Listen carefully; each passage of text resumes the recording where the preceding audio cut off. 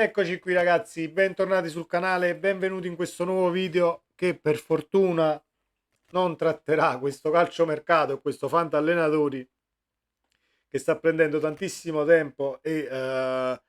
si sta prendendo tutta la scena praticamente del calcio Napoli e di tutte le notizie che escono, perché non si parla quasi più di calcio giocato, anche se c'è ancora una partita da affrontare contro la Samp per concludere questo campionato. Quindi per fortuna ci sono due notizie delle quali volevo parlare e discuterne con voi, perché c'è il premio a Spalletti per allenatore dell'anno, Coach of the Season 2022-2023, e allo stesso tempo Hamsik lascia il calcio. Quindi sono due notizie che inglobiamo tutte e due nello stesso video, perché parlano tutte e due di imprese, parlano tutte e due di persone fantastiche a livello di educazione e parlano tutte e due di eh, calciatore e allenatore che hanno dato tutto per questa maglia e per il Napoli. Partiamo con Luciano Spalletti. Prima di cominciare, ragazzi, vi invito ad iscrivervi al canale, attivate la campanella delle notifiche se non l'avete già fatto. E se vi piace questo video, perché no? Mettiamo un like così l'algoritmo va in ritmo estivo e lo sfrizziamo un po'. Allora, parliamo di Spalletti. Sarà premiato contro la Samp con il premio allenatore dell'anno. Non c'erano dubbi, perché poi se fosse stato premiato qualche altro allenatore c'era qualcosa che non andava. Già c'è stato qualcosa che non mi è piaciuto nelle candidature a centrocampisti, difensori e attaccanti migliori della stagione, perché c'è qualcosa che non mi torna, ma non voglio far polemica perché questo è un video di ringraziamento sia a Spalletti e sia anche ad Amsic per quello che ha dato e per quello che ha fatto per il Napoli. Comunque Spalletti, tecnico dell'anno, ha stracciato tutti i record, miglior difesa, miglior attacco, capocannoniere del campionato, prima squadra per passaggi ultimati. Siamo, credo, la squadra più educata a livello di cartellini in Serie A. Non so se sto dicendo una baggianata perché questa statistica non l'ho ancora vista, ma credo che se non la prima siamo tra le prime tre squadre con meno cartellini in Serie A, pur avendo vinto uno scudetto, perché questa secondo me è poi una caratteristica che normalmente non dovrebbe andare di pari passo con la vittoria di un trofeo, anzi dovrebbe contrapporsi alla vittoria di un trofeo, perché per vincere un trofeo c'è bisogno di agonismo, c'è bisogno di arrivare primi su tutti i palloni, quindi credo che qualche cartellino in più tu lo debba spendere per raggiungere i risultati. Non è stato così con il Napoli di Spalletti, che è stato molto ordinato, diciamo, in campo. Tanto è vero che io, se torno un attimo indietro nel tempo e vado ad analizzare qualche flashback di partite, posso tranquillamente affermare che la linea difensiva del Napoli, centrali e terzini compresi, non voglio dire che sono gli unici, ma sono tra i pochi in Serie A che difendono veramente come i soldatini, con le braccia così, perché comunque il regolamento ha portato a, a rinnovare, diciamo, il modo di stare in campo, perché comunque il fallo di mano è sempre dietro l'angolo, quindi devi avere le braccia parallele senza aumentare il volume del corpo, altrimenti succedono fattacci come sono successi nella finale Siviglia-Roma. Quindi dal punto di vista disciplinare niente da dire. Dal punto di vista del calcio giocato, i risultati, le statistiche parlano da sole ed è stato un anno stupendo per ciò che abbiamo visto in campo. Io l'ho detto in qualche video scorso, mai avrei creduto di poter vedere un Napoli a livello di gioco una spanna sopra a quello di Sarri.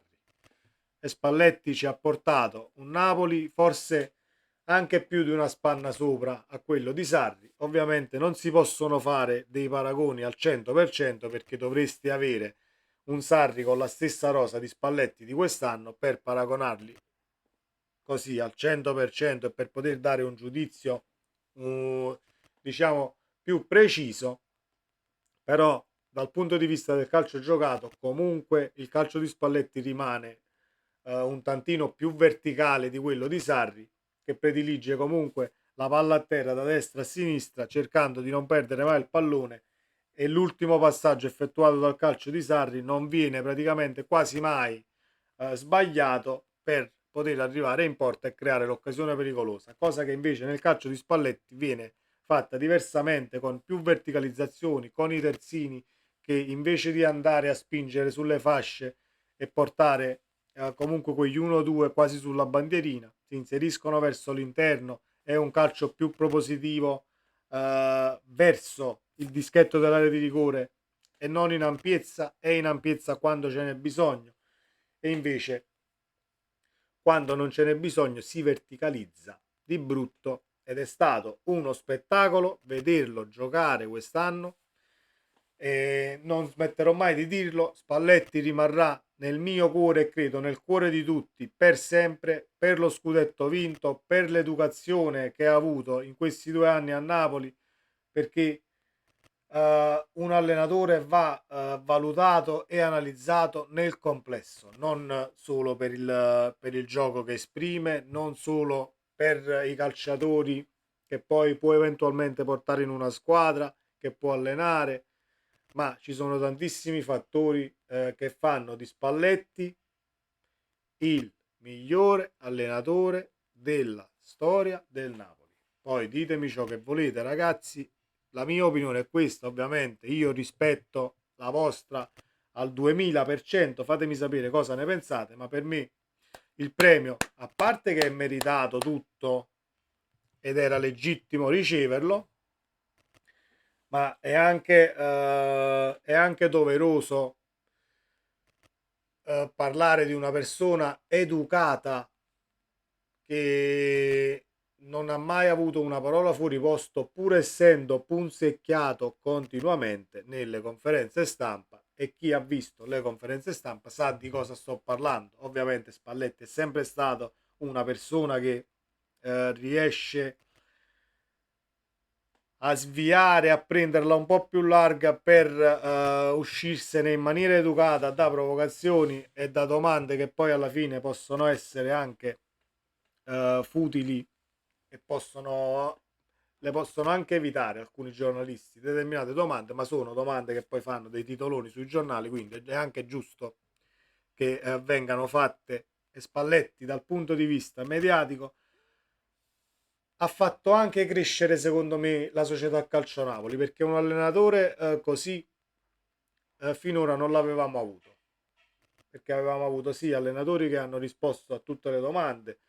però ci sono anche stati allenatori che si sono infastiditi alla prima situazione un po' diciamo sotto stress, comunque se ne uscivano con qualche cavolata e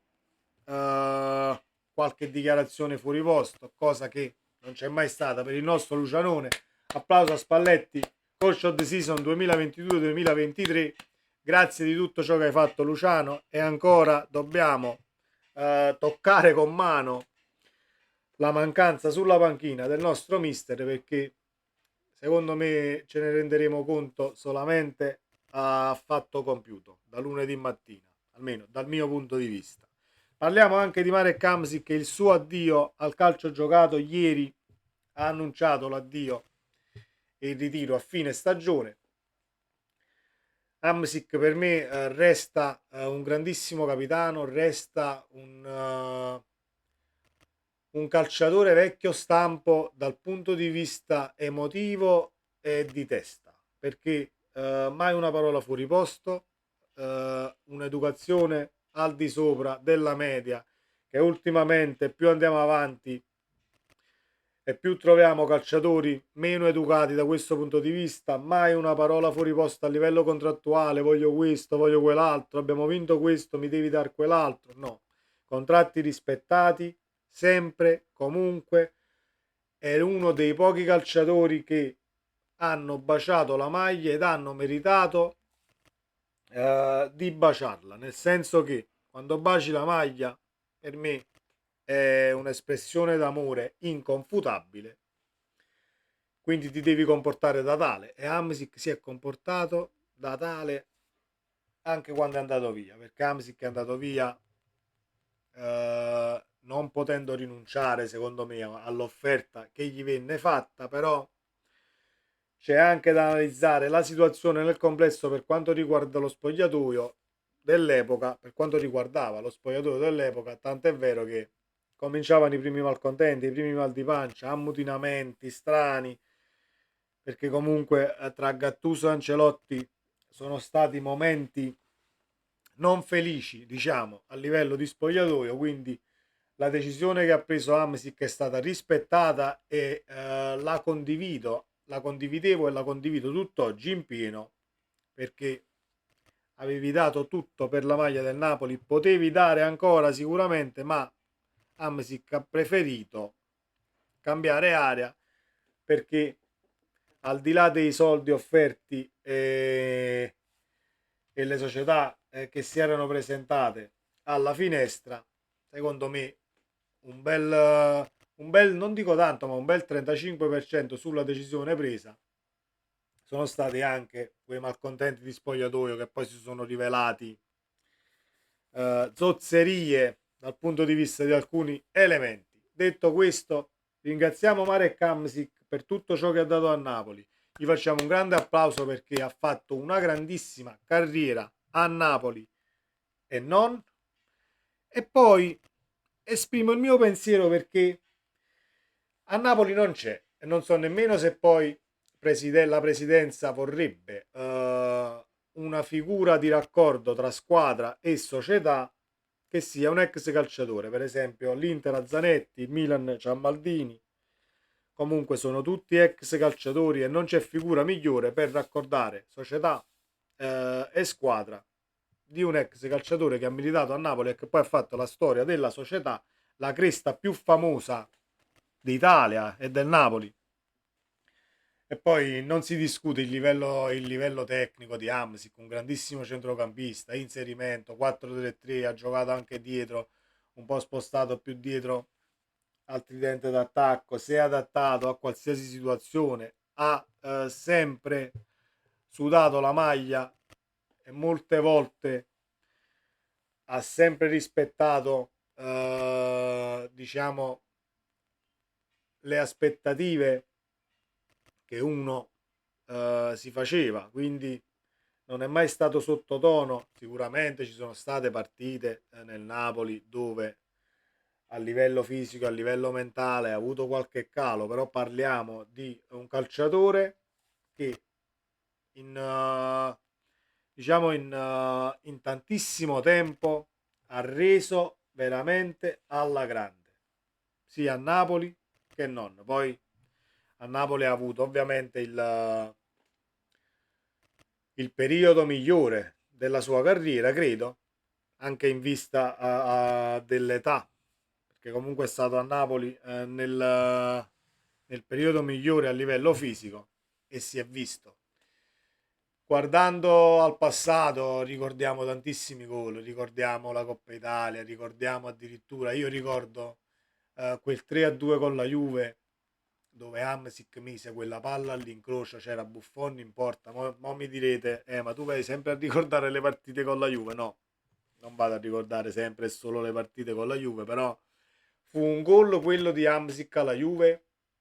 il 3-2, dove Hamsik arrivava in corsa e mise la palla all'incrocio in una partita dove noi perdevamo 2-0 e ribaltammo il risultato 3-2.